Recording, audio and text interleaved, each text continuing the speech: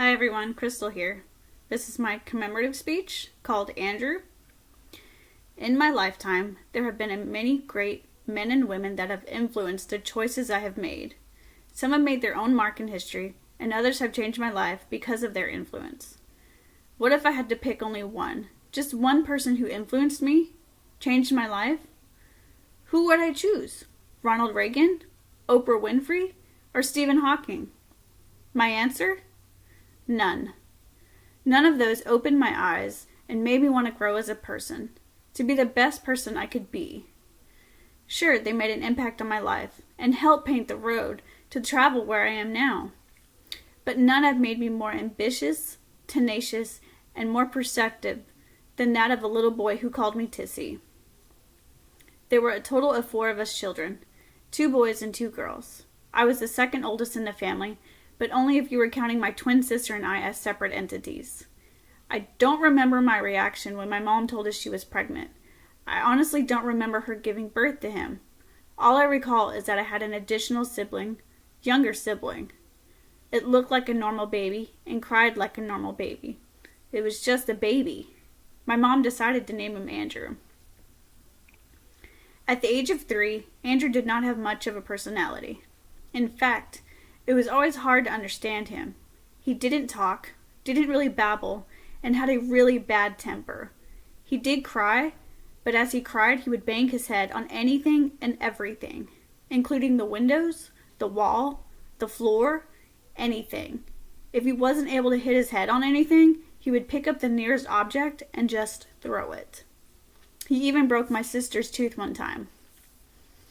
Every doctor would say that he was fine, and it would give him a diagnosis of ADHD, but you could tell there was something more happening there.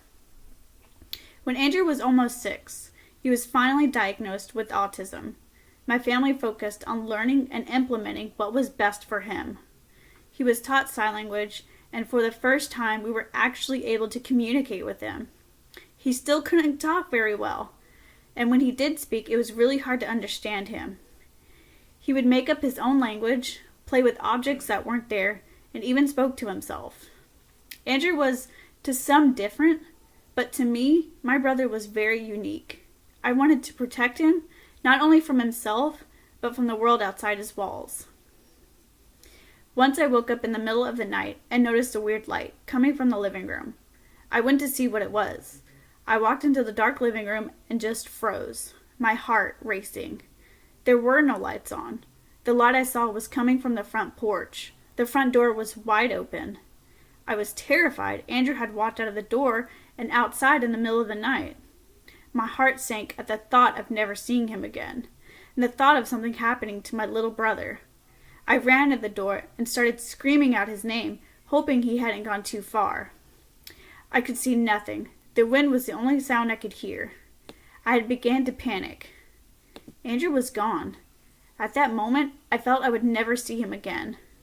I ran down the hallway towards my mother's room, needing her help to find him. As I passed my brother's room, I stopped and clutched at my chest. There he was. He was safe, asleep in his bed. From that moment on, I never let him out of my sight. My other siblings were much more independent and self-reliant, but I knew Andrew needed more protection. One night he woke me up, crying hysterically. He unable to tell me what was wrong.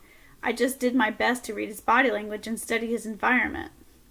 It didn't take me long to realize it was the thunderstorm outside that was tormenting him. I walked him to the living room and made a pallet on the floor for the 2 of us, and turned on cartoons to distract him. As I was holding my autistic brother in my arms, I was thinking to myself, of all the people in the house, why did he come to me? Why do I feel such a need to help him, to encourage and protect him? Growing up with my brother Andrew, you definitely saw that he was different from the other kids. Andrew never told me what to become, how to act, or what to do with my life. He didn't have to. Because of his autism, I knew at a young age how much harder his life was going to be, and I just wanted to be there. I just wanted to be there for him. I learned from being in his life that not everyone is fighting the same battles. Some people are struggling with disabilities, injuries, or sicknesses alone and without people to care for them. Because of my brother and the effects of his autism making him unique, I chose a career path. Before my experiences with Andrew, I was always afraid to interact with special needs children. His influence changed the way I viewed these kids. I literally felt he was the happiest person in the world, and I saw the same thing in the other children with disabilities. It made me want to be more involved with the disabled community and in the world around me. My brother and his being different opened my eyes to a world that I didn't even know existed. Not only did I want to help special needs kids, but I wanted to advocate for those who didn't choose to be different, but were born that way. Because of Andrew, I discovered that I was really good with helping these people. I wanted to spend the rest of my life making a difference. Without a spoken word, Andrew influenced me in my decision to go to nursing school. Because of him, because of Andrew's unspoken influence, I became a nurse and a regular volunteer for Special Olympics and was fortunate enough to watch my brother graduate from high school this past June. At his graduation, I began to cry when the music started, and cried even harder, watching him throw his fists in the air as they announced his name as a graduate of 2015. I was reminiscent of the movie The Breakfast Club. I realize now, Andrew didn't have to say anything to influence me. He influenced me by just being Andrew. And because of that, I became a better Crystal. Thank you.